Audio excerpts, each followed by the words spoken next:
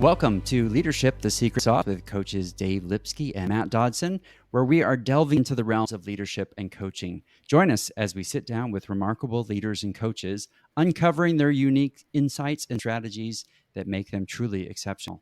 We'll explore the question, what is your secret sauce and when did you know? Unveiling the hidden ingredients behind their success. Are you ready? Before we begin, a quick shout out to our sponsor, Character Matters Coaching and Consulting, where they believe your character is the compass guiding you through life's journey.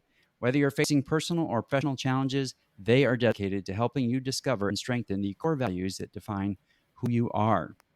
In today's episode, we're going to discuss the secret sauce with our guest coach, Jen Mallory, and we're going to discuss the ins and outs of what makes her who she is, and we'll give you don't forget to listen till the very end. We have a special offer for you that Jen is going to provide for us. So, Dave?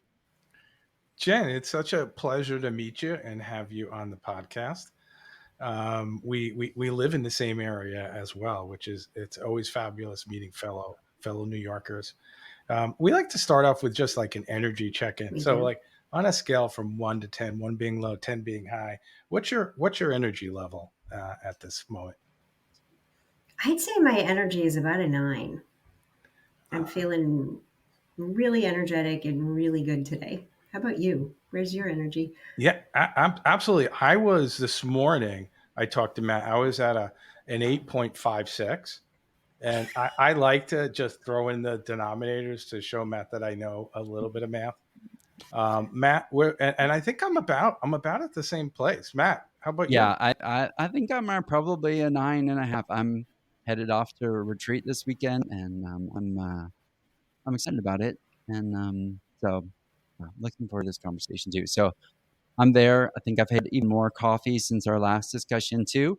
So yeah, bring it on. Very cool. Yeah, I feel like I'm not caffeinated enough.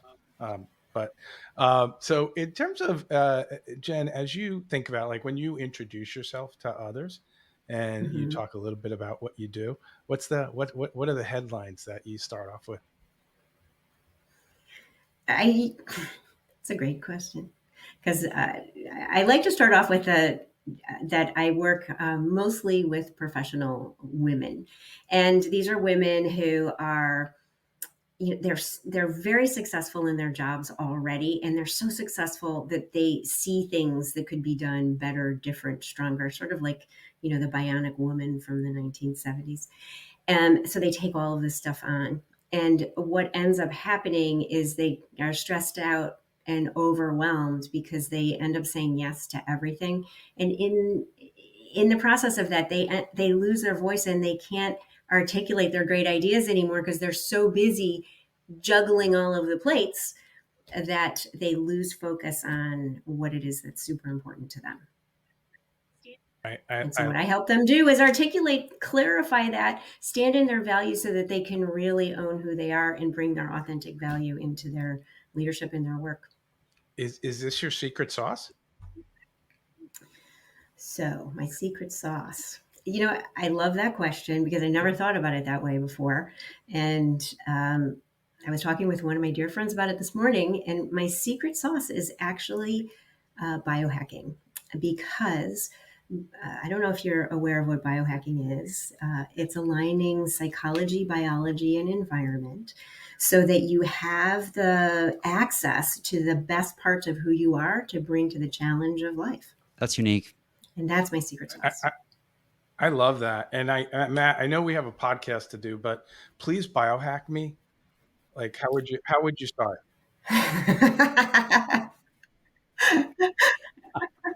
I don't know. I don't know if you can get it's an the hair gel. date. That's good. No, that I want. Well, you know something? The great place to start would be to wait until the end of this podcast, because I have something special for you that's going to help you on your biohacking journey. I am going to be patient and turn it over to Matt. Awesome. Okay, Jen. So biohacking, this is really unique. We haven't heard of this before. So how and when did you know that was your secret sauce? So about 8 years ago, I was the woman that I described to you as my current client.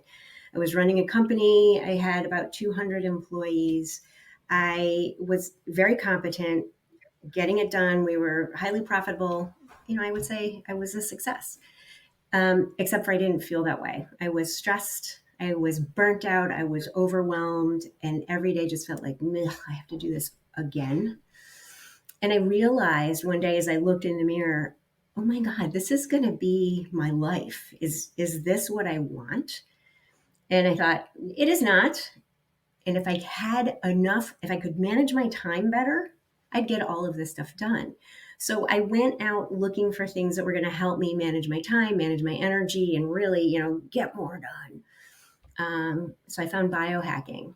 And what I realized through the process of biohacking was that I did not have access to the best of who I was, and I wasn't showing up. Even though I was successful, I wasn't showing up in a way that was truly deeply satisfying to me. And so I started rebuilding my life along these principles of biohacking. And about 5 years into that journey, I realized, oh my gosh, this is what I want to do. And this is what I want to help other people with, is how they take these principles and integrate them into their life so that they have access to more energy, more joy, and more whatever they want to do. So, and that's when I knew. Yeah, that is fascinating. The access to more, not just trying to get more stuff done. Boy, yeah. And I think that, it kind of goes to this issue of like, if I could just have one more hour in a day, right? I mean, that's kind of Right. where I know I've said it to myself, like, oh, if I just had one more day in a week, rather than just accepting, like, hey, 24/7, that's what it is. What are you going to do with it? Yeah. Mm. Yeah. I used to wish I would have a whole extra month in the year where I could just do stuff and then get caught up. And I called it January. So I'd get a January where I got to take a month off and do stuff, and then I'd catch up, and then I'd be good. Mm. Would that be a sober Yeah. January or just, Yes, definitely. Um, but what I discovered so biohacking is based on scientific principles of trying things out and seeing how they work. So you say, all right, where's an area in my life that I could really use some change? And what are the tools and techniques I can apply to this area? And then you set up a little experiment on yourself and you try something and you measure it. And based upon the results, you try something else, or you go back and you try that one again. And so what ends up happening is that you have a very bespoke set of tools and techniques that help you manage your psychology, your biology, and environment. And what I learned is it's not about having more time. And that's one of the books I'm going to talk about later. It's not about having more time. It's about having more energy to do the things you want to do with the time that you have. right on? That's excellent. Yeah, right up. Yes. Please talk more. So Yeah. let me, how do you see that? You sort of described your own self, but then say someone comes to you, um, and I want to kind of put it in, because what I heard you say, like, if I'm going to actually sort of create this plan for my sort of managing my energy and what I choose to get done, how do you see someone to come to you with failure? Like, hey, that didn't work. How does that, where it didn't work this time? Or so how does that show up in the coaching? It's data. It's not a failure. It's only a failure if you actually stop and say, I'm done. And then even then it's maybe not a failure. Even then, maybe it's the way to head to something that you really should be doing in the first place. So for me, everything is data, and we start at that point and figure out what do we want to do with this data to address the person that you are, to create something that works for you. Because hey, we're all coaches, we have tons of tools, right? And they work different for each person, and not every tool works for every person. So it's having access to a variety of them that you can say, okay, this didn't work, maybe we try this, or what do you want to try? So it becomes very bespoke. Okay, so I have one more question on that same line. So you're coaching somebody, and is it intuitive thought that hey, I'm going to recommend this. Like, in the middle of coaching, when you get that moment, you're like, hey, maybe I should ask about this. And you either ask it or you don't. I mean, for that type of coaching, are you going, maybe I should ask this here to talk about this particular practice or this attempt to try something and get more data? Okay, so what I heard you ask is, and let me make sure that I got the question right. Is it intuitive for me to know what they need on the other side? Is that the question? Yeah. Yeah. So, like, so you're coaching someone, and oftentimes, all intuitive thought would be like, well, I should ask them where they feel that in their body in that moment. And is that similar in this type of biohacking type of coaching where you say, you know what, I'm going to ask this question about this? I guess so. I guess it's different for each person, so somebody may come to me and say, like, sometimes you can tell they just don't look great. And you say, hey, what's going on with you? And they may say something like, God, I just didn't sleep last night, and it's affecting this, and this. And okay, great. So what would you like to talk about today? And I sort of let them lead. Is sleep the thing that's really getting in the way? Or is that just something that's, okay, I didn't have good sleep and I'm Yeah. focused. Right. You know what I mean? So it comes up naturally in the course of our conversations. And not every conversation that I have with somebody, we're talking about a biohacking technique, but I use the techniques myself. So they end up informing how the kinds of questions that I ask to people. Does that Yeah. make sense? It's integrated into who you are as a Yeah. coach, right? That's why it's your secret sauce. Yeah, exactly. And I love it. That's awesome. I'm going back to like when you said you were leading a company, you came to the realization that there was something else, so you wanted something else. Like what changed for you? In what changed at what moment? Do you mean? Yeah, so like when you made that, you know what? Like this is my life now. You discovered biohacking, and I don't know the whole sequence of events, but I'm fascinated with the aha that you had. Like I can have this different life. What did that look like for you? That So changed. it took a little while for me to realize that what I was doing was not super aligned with who I want to be and how I want to show up in the world. So I was probably playing around with things for about 2 years before I thought, oh, wait a minute. What this is leading me to, and the discovery that I'm having for myself, is that this isn't aligned with who I am. So it wasn't an overnight change. I didn't wake up and go, aha, I'm going to, do something different. It was more of an unwinding process as I started to find techniques to make myself feel better about what I was doing. And it led me to, what you're doing is wrong.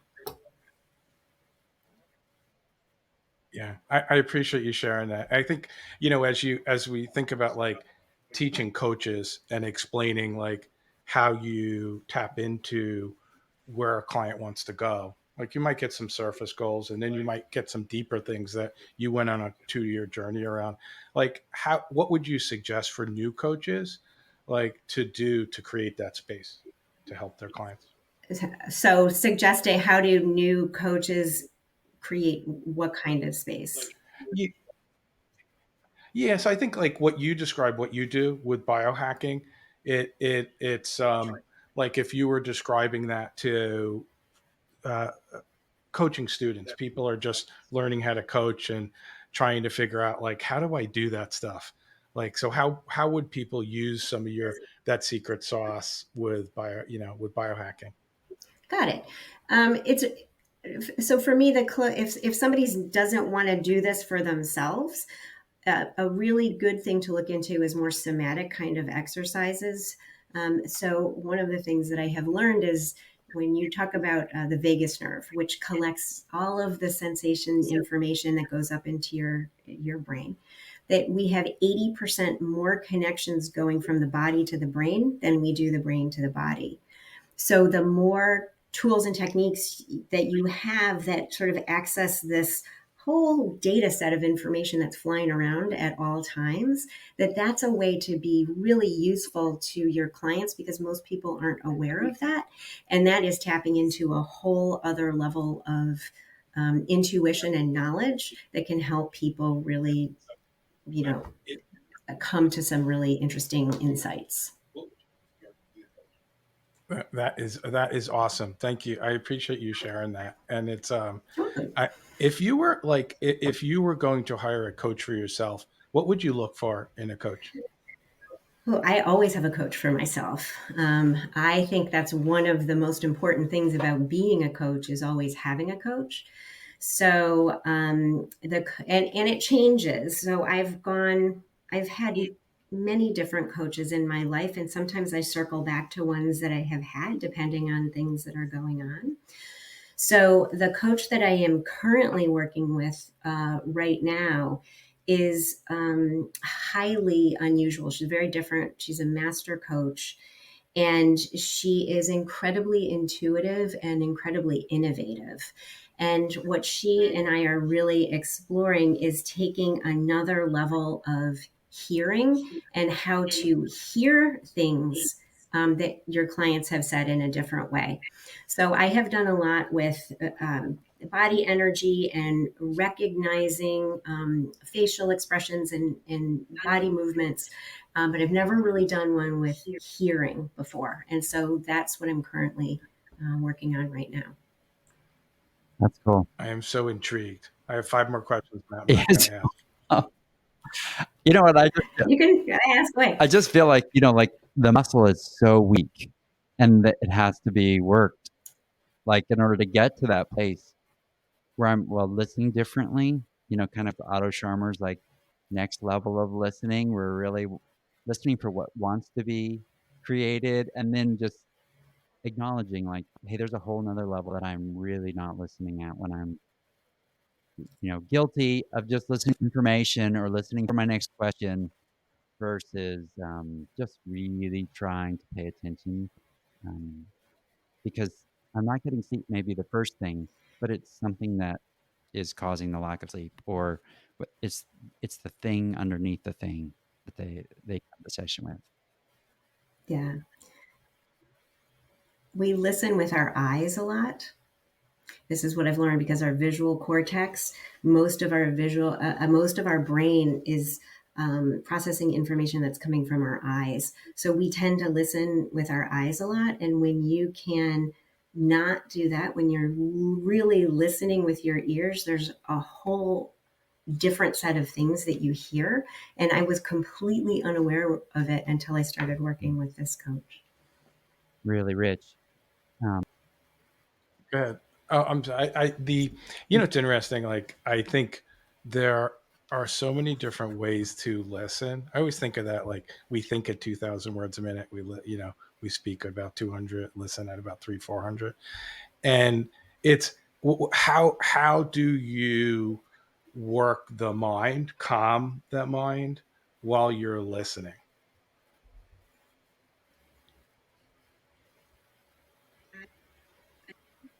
I attempt to calm my mind before I need to listen, so that I'm already there when I start. But there are just a whole series of techniques that I can do if I find myself not being present, including acknowledging it, including taking a step back, including, um, you know, focusing, feeling my feet on the floor. So there's a number of different things you can do depending on what's actually happening in the non-listening. Yeah. Jen, we're kind of looking for you to give us a few resources. Doesn't have to be a book, but it can be that you would recommend, even to explore this concept. Would be really fascinating for some of our listeners.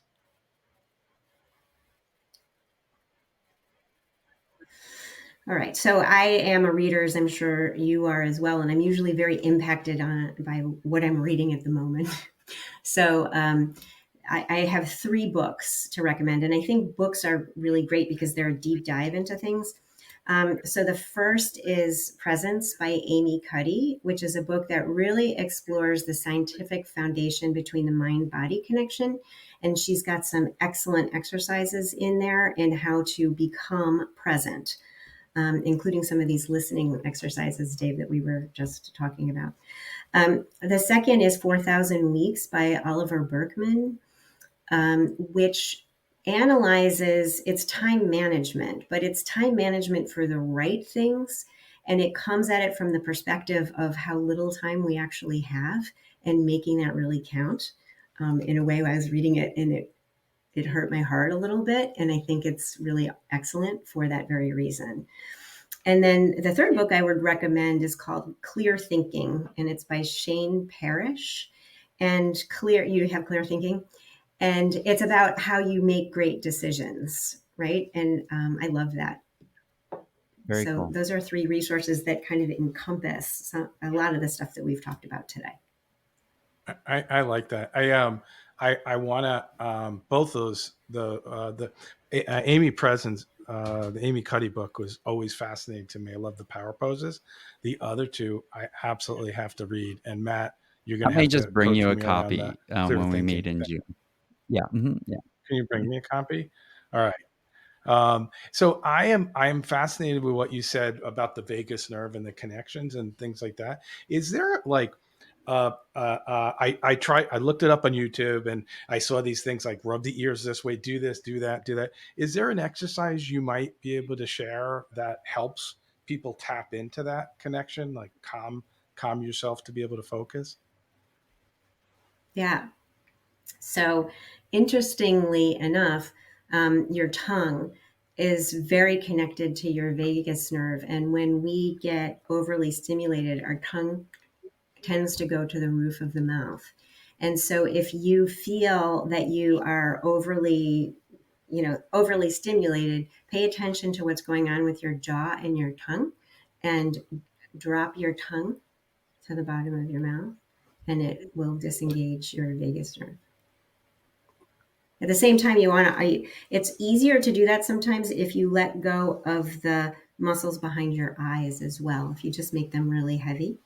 So a lot of times, if you close your eyes, make your eyes really heavy, drop your tongue to the bottom of your mouth, take your thoughts from your head and drop them. That is awesome. All right, Matt, from now on, beginning of every podcast. Yes. I'll take it. It's a good one. Yeah. Wow. It's a good one. Dave, you want to give your reflections? What was it like to experience that, Dave? So fun. First, it was fabulous again meeting you, Jen, and I'm always like curious from a half an hour conversation wanting to have like a multi-hour conversations with questions. So my reflection is thank you for reminding me the importance of the somatic side of coaching and the connection to like that mind body spirit connection. And I really appreciate the way at which you come at it. And I also appreciate that you went through the journey yourself. So that makes you so much more capable to help others through that journey. I often think like as coaches, we often say, we're trying to train coaches. Don't share too much about yourself. But I think it's such a powerful way to kind of create that safe place for others. So thank you for sharing that. Oh, thank you for saying that. And I think I was reminded, Jen, of just the opportunity that we have as coaches to actually um, open ourselves up to a whole new level of listening for people.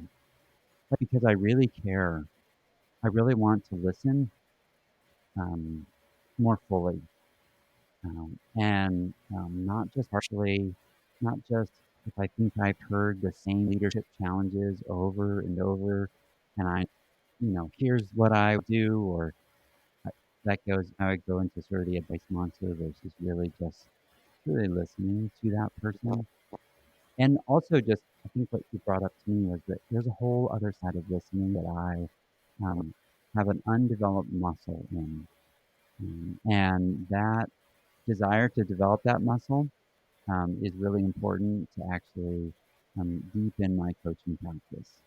So I can really listen to somebody and really care for them in a way that they may not have been cared for or not have listened to in the past versus, um, going below the waterline rather than sort of staying all those other things that, like they, so they can really truly hear that I'm really listening to them. So that was my perspective.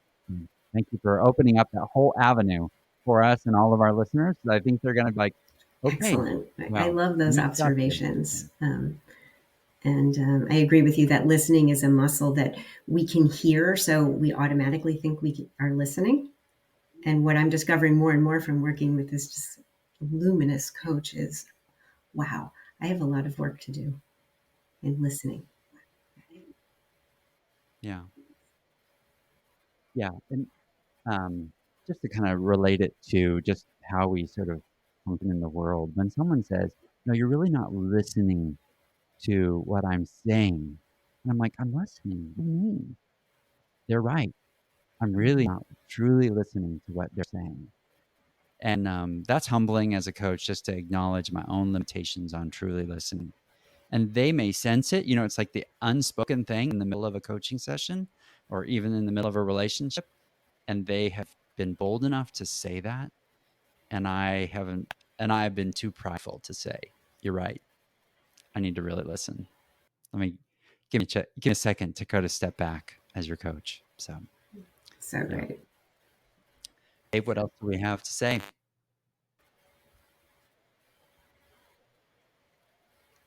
Anything else, Dave? Look, you're processing. I was listening, Matt.